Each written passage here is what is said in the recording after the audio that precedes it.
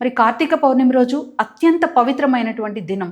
మరి ఈ రోజున ఉదయాన్నే నిద్రలేచి కార్తీక స్నానం అంటే ఉదయాన్నే స్నానం ఆచరించి వీలైన వాళ్ళు శివాలయానికి వెళ్ళి దర్శనం చేసుకుని ఆ రోజు చేయవలసినటువంటి కొన్ని పూజా విధానాలు, వీలైతే మహారుద్రాభిషేకం, అలాగే పంచామృతాలతో అభిషేకం, బిల్వపత్రాలతో అర్చన, అలాగే దీపదానం 360 లేదా 720 దీపాలు వెలిగించడం, అలాగే ఈ రోజున రుద్రాభిషేకం చేయడం. అంటే రుద్రాభిషేకం చేయడం వలన కోటి జన్మల పుణ్యఫలం లభిస్తుందని చెప్పవచ్చు.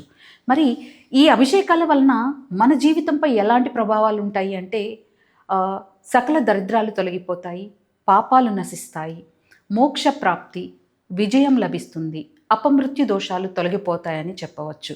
మరి సాయంత్రం సమయంలో చంద్రోదయ స్నానం చేసి సత్యనారాయణ వ్రతం చేసుకునే అనుకునేవారు సత్యనారాయణ వ్రతం ఆచరించి ఆ రోజు గోదానం కానీ, అన్నదానం కానీ, దీపదానం కానీ చేయవచ్చును.